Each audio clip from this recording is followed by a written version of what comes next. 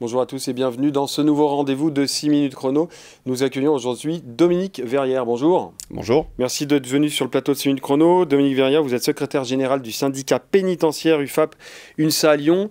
200 pénitentiaires et des agents ont été pris pour cible dans la nuit de dimanche 20 au lundi 21 avril. La maison d'arrêt de Corba et la prison de Villefranche-sur-Saône.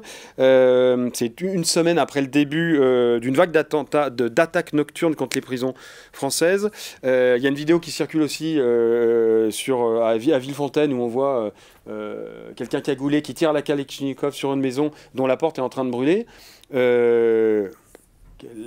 Votre réaction première en voyant ces scènes de guerre, clairement? Oui, c'est des scènes de guerre, c'est des scènes de violence auxquelles ne sont pas très habitués les gens du public lambda, si j'ose dire. Malheureusement, nous, on y est un petit peu habitués parce que c'est alors pas la Kalachnikov, mais les incendies et les diverses violences, c'est quelque chose qui se vit au quotidien dans les établissements pénitentiaires depuis des années et des années. Si vous voulez, ce n'est qu'un export de la violence à l'extérieur des murs, avec du coup des moyens un peu plus amples et la possibilité effectivement de créer des scènes beaucoup plus impressionnantes du coup. Oui, parce que c'est vrai quand on voit cette vidéo diffusée sur Instagram par le groupe DDPF, Défense des prisonniers, prisonniers français, ouais c'est ça, des prisonniers français, avec en dessous 2000 € pour, si vous nous donnez l'adresse d'un agent pénitentiaire, 5000 pour un directeur de prison, en gros dénoncer. En fait, on essaye de corrompre. On arrive à quand même des stades, enfin, je sais pas, qu'on aurait pu voir au Mexique. Oui, tout s'achète. C'est pas tellement étonnant. Il y avait déjà des livraisons de drones qui étaient facturables aussi pour se faire livrer un téléphone ou de la drogue ou même de la viande d'ailleurs. Par drone, c'est facturé et on en fait la promotion. Bah, c'est la modernité, si j'ose dire. C'est l'ubérisation à tout crin du service qui peut être rendu, quoi. Mais là, quand même, on a franchi un cap dans le modus operandi, clairement. Bien sûr. Bien sûr, et dans le sentiment d'impunité aussi. Alors voilà, je vais vous poser cette question. Les agents pénitentiaires aujourd'hui dans les prisons françaises, les maisons d'arrêt, est-ce qu'ils ont l'impression qu'il y a un sentiment d'impunité des délinquants enfermés ou pas? Bien sûr, mais encore une fois, c'est pas d'aujourd'hui. Ça fait fort longtemps, nous, qu'on sait, si vous voulez, que le sentiment d'impunité, il est renforcé parce que l'État lui-même prodigue, notamment en termes de réglementation, si vous voulez. À une époque où, en 2009, on a promulgué une loi qui a permis aux règles pénitentiaires européennes de se développer et notamment d'interdire un certain nombre d'actes, dont notamment le plus connu, celui des fouilles réglementaires à l'issue des parloirs pour les personnes détenues. Eh bien, on a instillé dans l'esprit de ces personnes que tout était permis, en fait.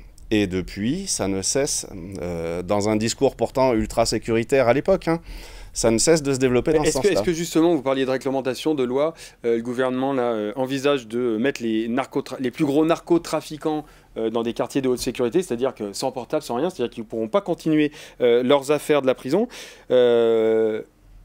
C'est en lien de tout ce qui se passe, la vague qu'on a vu, les prisons brûlées, raflées de Kalachnikov, c'est clairement en lien, la conséquence directe de ça, de ces annonces? J'en sais rien. Je n'irai pas jusque-là parce que c'est une analyse que veut livrer notre ministre par rapport à ça. J'en suis pas si convaincu que ça, moi. Parce que j'ai vu ça dans la tribune, les premiers éléments de l'enquête qui étaient menés, c'est qu'il y aurait l'ombre de la DZ Mafia qui serait derrière tout ça, et non pas la DDPF. Oui, mais c'est possible. Peu importe, j'ai envie de dire. C'est pas le sujet n'est pas tellement de savoir qui c'est. Le sujet est peut-être de savoir comment ça se fait qu'on en soit arrivé à ce point-là, en fait, et qu'on ait laissé faire tout ça pendant autant d'années. Mais encore une fois, je pense qu'il y a une responsabilité de la part de nos élus qui votent des textes, qui ne prennent pas en compte les avis des personnels de terrain qui le leur pourtant soumettent en amont souvent sur les textes qui sont censés voter et qui font n'importe quoi parce qu'ils ne connaissent pas notre terrain en fait. Les élus sont déconnectés de ce qui se passe dans les prisons, clairement. Bien et sûr. Aujourd'hui, dans les prisons, les agents pénitentiaires, le sentiment qui règne, c'est lequel? C'est un sentiment d'isolement parce que non seulement les élus, alors ils viennent de temps en temps, hein, il y en a certains qui essayent de faire ça assez sincèrement, mais ils sont quantité négligeable par rapport aux 577 parlementaires potentiels.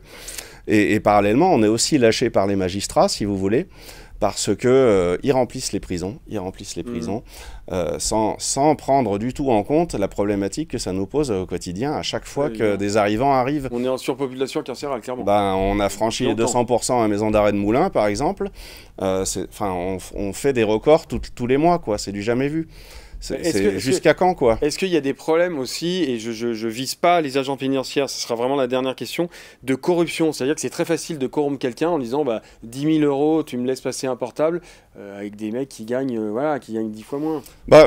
C'est possible que ça existe, on a déjà eu quelques cas, c'est possible que ça existe, mais il n'y a même pas besoin de ça aujourd'hui, en fait. Entre les projections, près lesquelles on ne peut pas courir parce qu'elles sont tellement nombreuses que c'est pas possible, vu qu'on est en sous-effectif. En fait, si vous voulez, les ratios font que ça. On baisse en effectif de personnel et on explose. Voilà. Le problème, ça va être vraiment la surpopulation carcérale et la gestion des trafics dans la prison. Bon, en tout cas, on vous réinvitera pour en discuter un peu plus longuement parce que le sujet, quand même, il est d'importance. Quand on voit les vidéos, on a l'impression d'être dans des pays en guerre. Merci beaucoup d'être venu sur le plateau de 6 minutes chrono. Et puis, pour plus d'informations, évidemment, www.lyoncapital.fr. À très bientôt. Au revoir.